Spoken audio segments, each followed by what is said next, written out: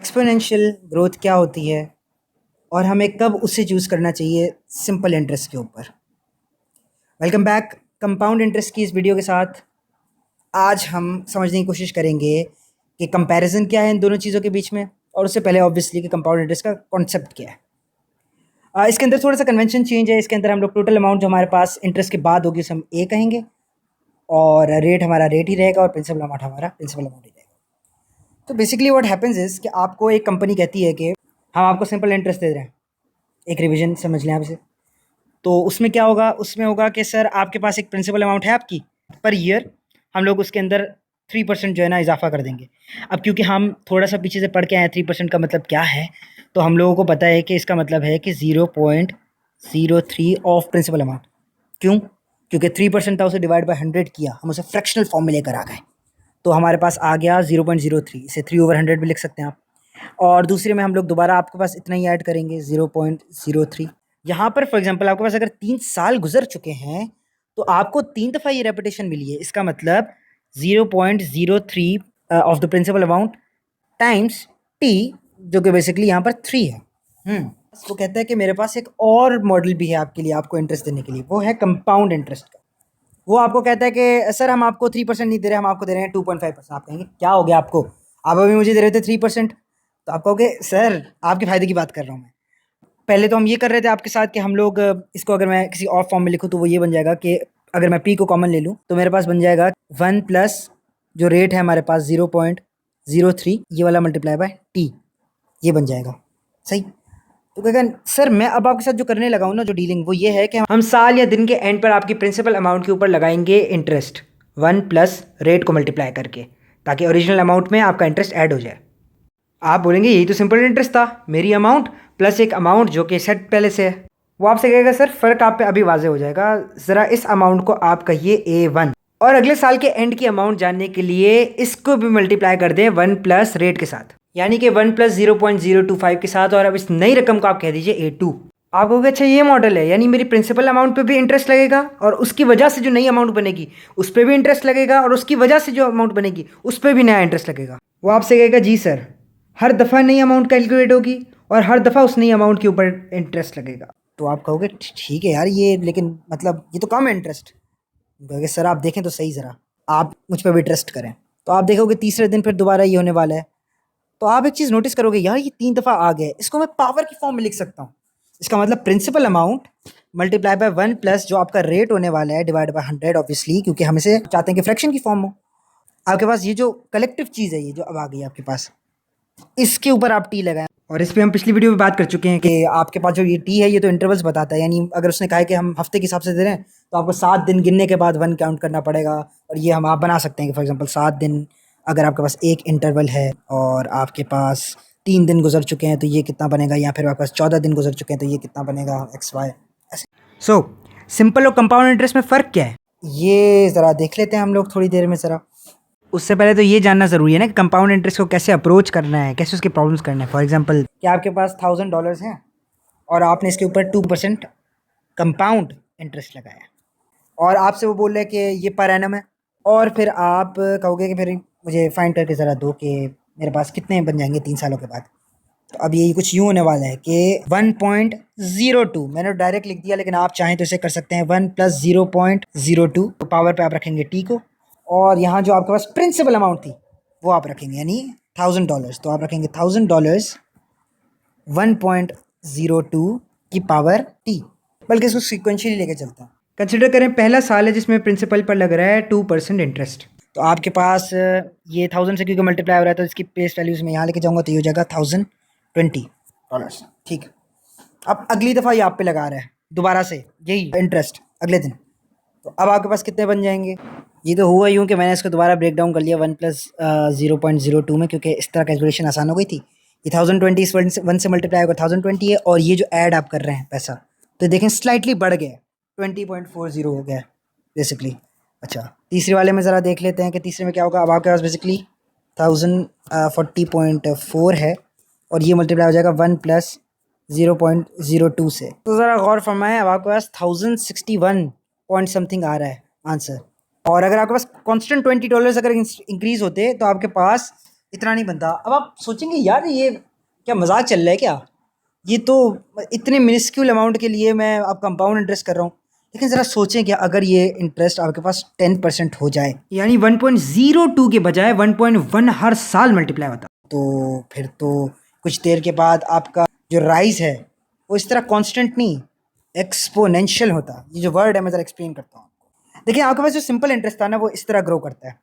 क्या मतलब है कि एक कांस्टेंट टाइम गुजरेगा, एक कांस्टेंट वैल्यू बढ़ेगी, फिर कांस्टेंट टाइम, फिर कांस्टेंट वैल्यू, फिर कांस्टेंट टाइम, फिर कांस्टेंट वैल्यू, फिर कांस्टेंट टाइम, फिर कांस्टेंट वैल्यू। ओके, जो आपके पास कंपाउंड इंटरेस्ट है वो स्टार्ट के अंदर तो बहुत आराम से ग्रो करेगा, लेकिन एकदम से उसके अंदर जब राइज आना स्टार्ट होगा, मैंने इसे अच्छा नहीं बनाया। पहले तो ये स्टार्ट में बहुत स्लो करेगा और एकदम से इसके अंदर आ जाएगा राइस, उसके बाद भी वो ग्रो करता रहता है और आपके कॉन्टेक्स्ट में आपको लगेगा ये वाकई एकदम ग्रो किया है इसने। तो इसका मतलब कि जो आपके पास कंपाउंड इंटरेस्ट है स्टार्ट में अच्छी डील नहीं होती, यानी कम टाइम के लिए शायद अच्छी डील ना हो, लेकिन ज़्यादा टाइम के लिए बहुत अच्छी डील होती है। और इसका मैं आपको एक सवाल करा के दिखा देता हूँ जी। तो सवाल जो है वो कुछ यूँ है कि केट ने इन्वेस्ट किए कितने, $9,000 एट 2% पर एनम। सही, कंपाउंड इंटरेस्ट, कंपाउंडिंग डेली, ये मैंने एक चीज़ मिस कर दी। और मैं ये सवाल चूज़ भी इसलिए किया था क्योंकि इसके अंदर ये वाली बात थी।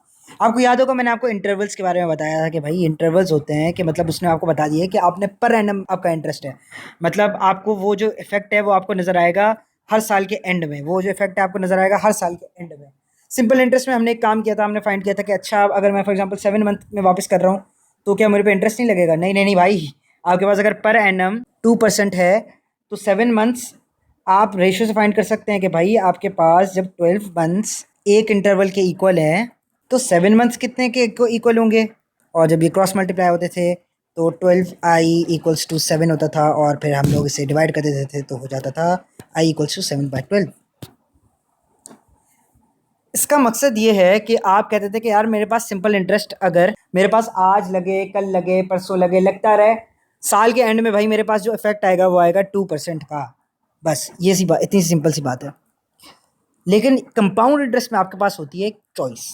आप चाहें तो आपके पास जो रेट है वो है एनम का, फॉर एग्जांपल 12 मंथ्स का, इसका मतलब है आप इसे डेली कर लें, आप कहेंगे डेली कंपाउंड हो। एंड ट्राई टू अंडरस्टैंड कि इसका हरगिज़ ये मतलब नहीं है कि आप अपने टोटल रेट को डिवाइड कर देते हैं 365 डेज से, अब आपके पास डेली रेट आ गया, अब आप डेली रेट को रोज़ परसेंटेज से कैश के अंदर कन्वर्ट करके ऐड करते रहें जब तक साल नहीं मुकम्मल हो जाता, और फिर आप कहेंगे ये देखें ये मेरा पर एनम और मेरे पास जो डेली एडअप्स हैं ये सारे मिलाकर एक ही चीज़ बनते हैं। नहीं, इस बार 1+NM रेट पर पावर लग रही है, इसका मतलब अब वो पावर के अंदर मल्टीप्लाई होगी चीज़, और थोड़ा सा डिफरेंस है। मिसाल के तौर पे मेरे पास वही जो रेट था 0.02 बनेगा ना यहाँ पे मेरे पास, 0.02 जो है इसको मैं डिवाइड कर दूँ कि अच्छा मैं मंथली लेना चाहता हूँ भाई अपनी, और एक काम करें कि आप जो मेरे पास जो यहाँ पर टाइम पीरियड होगा ये अब आप एनुअल या एनम के बजाय मंथली पे ले जाएं, यानी महीने गिनेंगे। यानी आप अपने रेट को जिस हिसाब से डिवाइड करेंगे, मंथ से डिवाइड करेंगे तो पर मंथ चल जाएंगे, ईयर से डिवाइड करेंगे तो पर ईयर चल जाएंगे। अब आपको ख्याल ये रखना है कि अगर आप अभी भी ईयर्स के हिसाब से बात कर रहे हैं, मतलब आप पर मंथ तो चले गए, आपने रेट को डिवाइड बाय 12 मंथ्स तो कर दिया,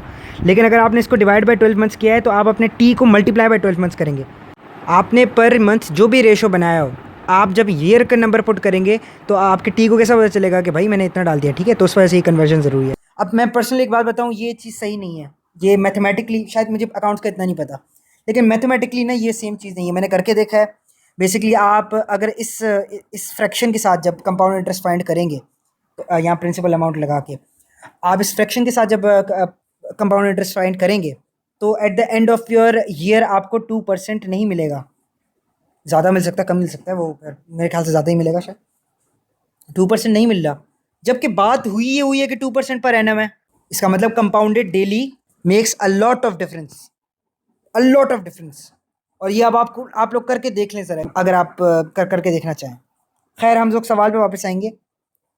अच्छा, केट ने $9,000 इन्वेस्ट किए 2% पर एनम पे, ठीक है जी। और what is the amount at the end of the third day. अब बात ऐसी है कि कंपाउंडेड डेली है, क्योंकि कंपाउंड इंटरेस्ट का इसका मतलब है कि आपके पास ये चॉइस भी नहीं है कि आप बैंक के पास जाएं और कहें कि भाई मेरा कंपाउंड इंटरेस्ट लगता है और कंपाउंडेड ईयरली है मेरा कंपाउंडेड इंटरेस्ट, तो आप उनसे जाकर ये दावा नहीं कर सकते कि भाई मेरी साल में इतनी अमाउंट बनती है, मुझे आज इतनी दे दो। नहीं, अब आपको इंतज़ार करना पड़ेगा पूरा एक साल।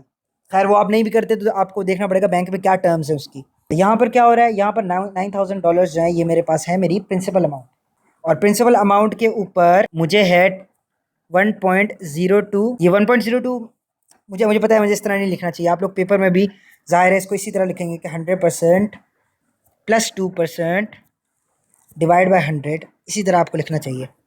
और ये 9000 से मल्टीप्लाई हो रहा है। सही, आपके समझाने के लिए। कभी और वक्त मिला तो आप लोगों को इस तरह भी मैं समझाऊंगा, डिटेल के अंदर भी समझाने की कोशिश करूँगा।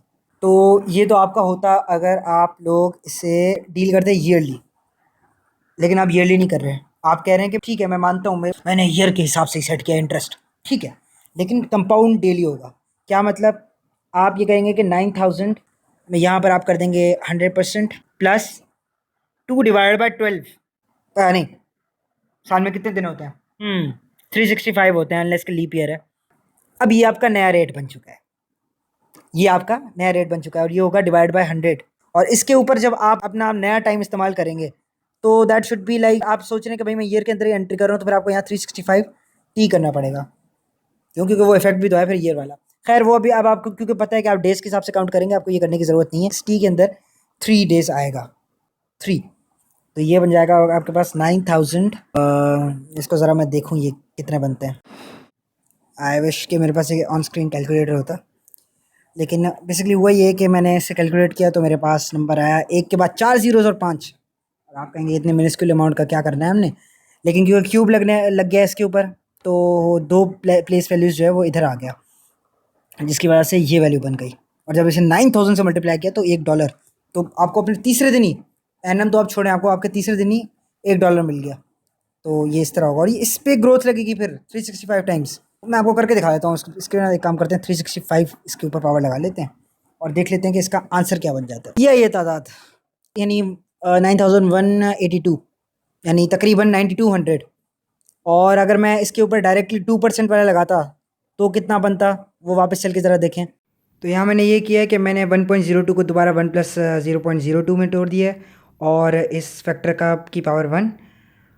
और मुझे नहीं लगा था इतनी क्लोज वैल्यू आएगी, काफ़ी क्लोज आई है, मतलब 9180। और आपके पास जो वो वैल्यू आई थी वो आई थी 9182। $2 का गैप है। यस आई अंडरस्टैंड, $2 का गैप है, लेकिन आप अंडरस्टैंड करेंगे ये पहला साल सिर्फ नहीं लग रहा है इसके ऊपर इंटरेस्ट, ये लगेगा कुछ साल और उसके बाद जब ये ग्रो कर जाएगा ना तो फिर आप देखिएगा इतनी डिफरेंट आएगी इससे वैल्यू। तो इसलिए मैं मैथमेटिकली थोड़ा कंसर्न हूँ कि ये वैलिड तरीका है क्या, और बैंक से बेसिकली क्या पॉलिसी होती है। मेरा अकाउंट से इतना लेना देना नहीं है, मेरा फाइनेंस से इतना लेना देना नहीं है, लेकिन ये एक बात है अपनी जगह पर। तो हम लोगों ने वैसे कैलकुलेट तो कर ली कि ये चीज़ थी। ये यार अगर ये आपको ना बगैर कैलकुलेटर के वो करने देते हैं ना, बड़ा ही मतलब कोई जालिम आदमी है वो। तो खैर बहरहाल, तो दिस वाज कंपाउंड इंटरेस्ट। आप लोग प्रैक्टिस करते रहें। तो see you in the next video, जिसमें हम हायर परचेस और पॉसिबली हो सकता है कि अगर इसमें कोई मुझे लगे चीज़ रह गई है तो वो भी देख लेंगे।